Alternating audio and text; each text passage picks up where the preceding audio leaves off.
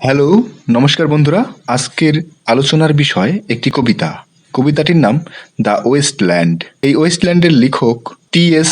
Elliot, Thomas স্টান Elliot. এই কবিতাটি উৎসর্গ করা হয়েছিল এজরা পাউন্ডকে। এটি প্রকাশিত হয়েছিল বই আকারে 1922 সালে। দ্য ওয়েস্টল্যান্ড কবিতার পাণ্ডুলিপি কবিতার বন্ধু এজরা পাউন্ডের কাছে দেন। এজরা পাউন্ড এটিকে এডিট করে। ডায়াল পত্রিকা কর্তৃক এলিয়টকে এই কবিতার জন্য $2000 পুরস্কার দেওয়া হয়।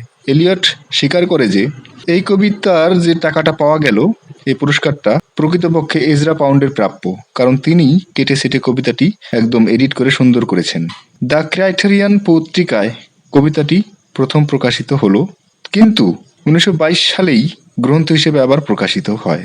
19 পাতার এই কবিতাটি 5 ভাগে বিভক্ত করা যায়। মোট লাইন সংখ্যা 433। এর বিভাগগুলি হলো: প্রথমটি the burial of the dead, দ্বিতীয়টি এ গেম অফ সেস, তৃতীয়টি দ্য ফায়ার সারমন, চতুর্থটি ডেথ বাই ওয়াটার, পঞ্চমটি what the thunder said. The wasteland কাব্যে এলিয়ট অতীতের সঙ্গে বর্তমানের যোগসূত্র রচনা করেছেন। তিনি মিথিক্যাল ওয়েস্টল্যান্ড, ইডিপাসের ওয়েস্টল্যান্ড, বাইবেলের উক্ত ওয়েস্টল্যান্ডের সঙ্গে আধুনিক যুগের ওয়েস্টল্যান্ডের সমধর্মিতা এবং সাদৃশ্য কল্পনা করেছেন এবং পর্যবেক্ষণ করেছেন। এ বিষয়ে তিনি জেসি ওয়েটসনের ফ্রম রিচুয়াল টু রোমান্স এবং জেমস ফ্রেজারের দ্য গোল্ডেন বাউ এর দ্বারা প্রভাবিত হয়েছেন এবং দ্য হোলি গ্রেইল গল্পটির সাহায্য তিনি নিয়েছেন। এছাড়াও তিনি সোফোক্লিসের দ্য এডিপাস রেক্স নাটকের টায়ারসিয়াস চরিত্রটিকে নতুনভাবে ব্যবহার করেছেন। তিনি কিংফিশার লেজেন্ডকে ইউজ করেছেন এখানে। টিয়ারিসিয়াস অন্ধ গণনাকারী, এডিপাসের পাপের কথা সে গণনা করে বলে দিয়েছিলেন। এলিয়টের টিয়ারিসিয়াস পুরুষ এবং নারী, অন্ধ কিন্তু দিব্যদৃষ্টি সম্পন্ন। ওয়েস্টল্যান্ডে সে যেন মহাভারতের সঞ্জয়ের মতো কাহিনীর বক্তা, ঘোষক এবং পর্যালোচক। প্রথম বিশ্বযুদ্ধোত্তর ইউরোপের ধ্বংস, হতাশা, নৈরাশ্য ও বন্ধ্যাত্বের মহাকাব্য টি.এস. এলিয়টের এই দ্য ওয়েস্টল্যান্ড। সর্বাত্মক ধ্বংসলীলার বিবরণ ডি.এস. লরেন্স তার ক্যাঙ্গারু উপন্যাসে লিখেছেন এইভাবে: in the winter of 1915-16 the spirit of the old London collapsed.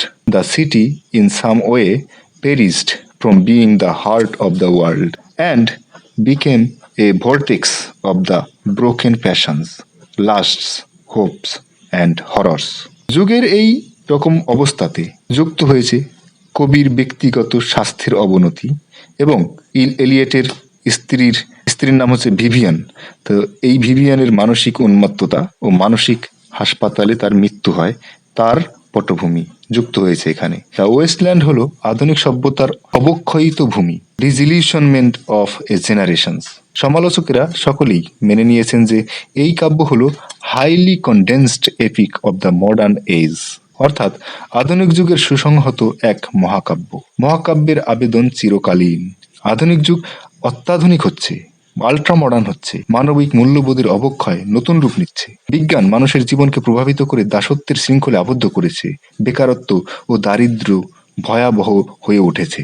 বিশ্বব্যাপী সন্ত্রাসবাদ, ধ্বংসলীলা ও যুদ্ধভাব মানব জীবনের ও সভ্যতার অনিশ্চয়তা ঘোষণা করেছে। এলিয়টের দ্য ওয়েস্টল্যান্ড নতুন রূপে ব্যাখ্যা করা হচ্ছে, নতুনভাবে তার বক্তব্যের উপলব্ধি প্রাধান্য পাচ্ছে। তাই এই কাব্য সর্বকালীন এবং চিরন্তন। এবার প্রথম পার্টে the burial of the dead. এখানে মৃতের সমাধির পটভূমি আমরা দেখতে পাবো। বসন্ত ঋতুর এপ্রিল মাস, প্রকৃতিতে নবজাগরণের সাড়া পড়েছে, অথচ বন্ধা ওয়েস্টল্যান্ড সৃষ্টি বিমুখ। আধুনিকতার প্রাণকেন্দ্র লন্ডন শহর টায়ারসিয়াসের চোখে যেন আনরিয়াল সিটি। প্রাণহীনতার ভয়ানক চিত্রটি একটি পরিহাসের মধ্য দিয়ে কবি ব্যক্ত করেছেন এইভাবে: April is the cruellest month, breeding lilacs out of the dead land, mixing memory and desire, stirring dull roots and spring rain. London bridge পেরিয়ে ছুটছে যান্ত্রিক কেরানিরা। 9টার মধ্যে তাদের হাজিরা দিতে হবে অফিসে। এরা ভুলে গেছে যে বহু শতাব্দী পূর্বেই এই 9টার সময় যীশু খ্রিস্টকে ক্রুশবিদ্ধ করা হয়েছিল। আধ্যাত্মিক দিক হতে এরা মৃত, আধ্যাত্মিক জ্ঞান এদের নেই। Son of man, you can not say or gaze, for you know only a heap of broken images, where the sun beats, and the dead tree gives no shelter, the cricket no relief, and the dry stone, no sounds of water.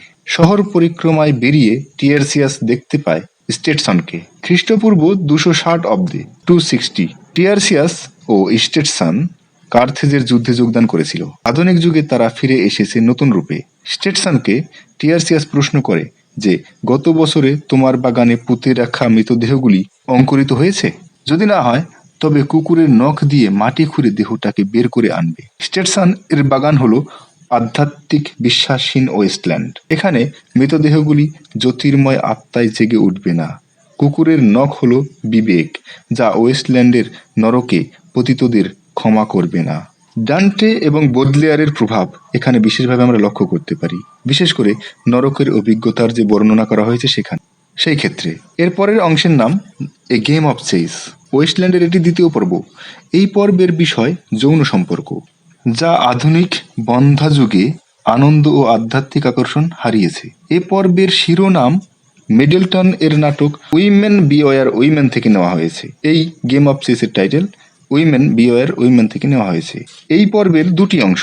প্রথম অংশে রয়েছে বিলাসবহুল কক্ষে সুসজ্জিতা রমণী, সামনে fire প্লেসে পাখি হয়ে উড়ে যাওয়া ধর্ষিতা ফিলোমিলার ছবি।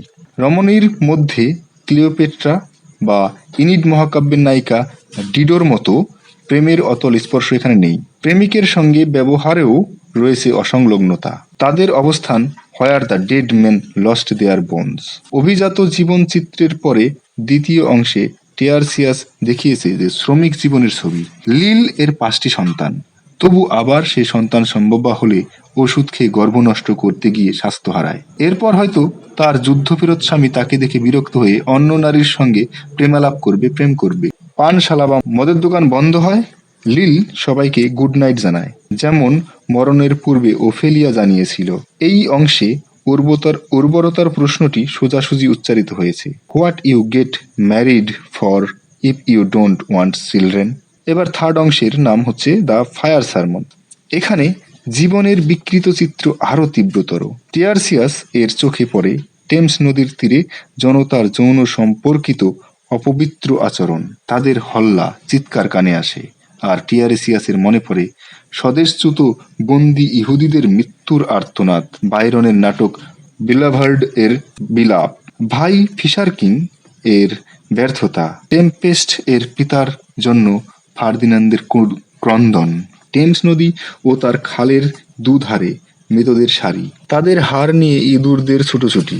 অন্যদিকে মিসেস পোর্টার ও তার কন্যার যৌন ক্ষমতা রক্ষার জন্য প্রচেষ্টা। যৌন খদ্দেরদের আগমন, সমকামী ইউজেনাইটসদের আগমন। টিয়ারসিয়াসের চোখে পড়ে সব। এক অফিস ফেরত কেরানি ঢুকে পড়ে তার টাইপিস্ট তরুণীর ঘরে। যান্ত্রিক যৌনতা এবং তারপর প্রস্থান। যেন এটা কোনো ব্যাপারই নয়। মেয়েটি চুল ঠিক করে নিয়ে গ্রামোফোনে ডিস্ক চালায়। She turns and looks a moment in the glass, hardly aware of her departed lover. Her brain allows one half-formed thought to pass. Well, now that is done, and I am glad it is over. When lovely woman stoops to folly and pace about her room again alone, she smooths her hair with automatic hand and puts a record on the gramophone. Thames নদীর সর্বত্র তেল এবং আলকাতরা। জেলে বা নাবিক পাড়ায় তরুণীদের দেহ ব্যবসা। রানী ও তার প্রেমিকের নৌকা বিহার সম্বন্ধীয় গান, তাদের কুমারিত্ব হারানোর কাহিনী। এমন সব শূন্য গর্ব রিক্ততায় বেদনার্ত কবি সেন্ট অগাস্টাইন ও যুদ্ধের শিক্ষায় শান্তিকে প্রত্যক্ষ করেছেন। এই পর্বটি শেষ হয়েছে তাদের অগ্নিবাণীর মধ্য দিয়ে। To Carthage then I came, burning burning burning burning, O Lord thou pluckest me out, O Lord thou pluckest burning. এবার চতুর্থ পর্বের নাম ডেথ বাই ওয়াটার। এটি খুবই সংক্ষিপ্ত। কবি স্মরণ করছেন এখানে উর্বরতা শক্তির প্রতীক অসিরিসের নিমজ্জন, পুনরুত্থান, নবযৌবন এসবের কথা। কবি এই পরিপ্রেক্ষিতে ফিনিশীয় নাবিক ফ্লেবাসের কথা উল্লেখ করেছেন। সে জলে ডুবে মারা গেছে, পুনরুত্থান তার হয়নি। A current under sea picked his bones in whispers. As he rose and tail, he passed the stages of his age and youth, entering the whirlpool. এবার পঞ্চম বা শেষ পর্ব। এই পর্বের নাম হোয়াট দ্য থান্ডার সেইড। এই পর্বে আধ্যাত্মিক অবক্ষয়ের চিত্র ভয়াবহ। টিয়ারিসিয়াস প্রত্যক্ষ করেছে যে হোলি গ্রেইল এর সন্ধানে পার্সিফল ফিশার কিং এর রাজ্যে উপস্থিত হয়েছে। শুষ্ক বায়ুর স্তূপ, শুষ্ক পর্বত, বজ্রের নির্ঘোষ এখানে রয়েছে, কিন্তু সৃষ্টি বৃষ্টি এখানে নেই। Here is no water but only rock, rock and no water, and the sandy road, the road winding above among the mountains, which are mountains of rock without water. Hermit thrush পাখি এর গান এখানে শোনা যায় জলপতনের শব্দ। পার্সিফল chapel পেরিলাসে পৌঁছেছেন, এবার হয়তো জল পাওয়া যাবে। টিয়ারিসিয়াসের চোখে ভেসে ওঠে যুদ্ধের দামামা, সৈন্যদের মরণ হুঙ্কার, ধ্বংসলীলা, আর্তনাদ, প্রেমের অন্তঃসারহীন শূন্যতা।